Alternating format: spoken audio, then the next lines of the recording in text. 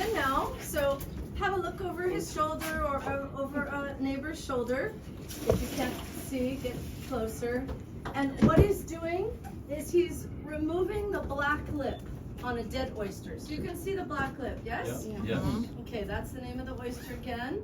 And he's removing that portion because the black lip makes the pearl black, but it has a matte surface, no luster.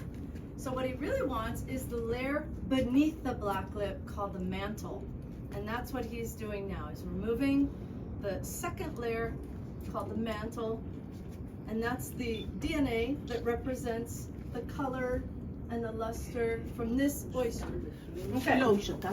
There's space here, sir. Come here, please. There's plenty of space here. Luckily, we have some smaller people, so we can see over. So watch here. He's going to open the pouch and pull out the pearl. Here it comes. When he pulls out the pearl, he's then going to look at it and choose the next size to go back in. Right now, in that same movement, out comes a pearl, in goes a new implant. And then it'll make a bigger pearl. Because every 2 years, it builds 2 to 3 millimeters larger.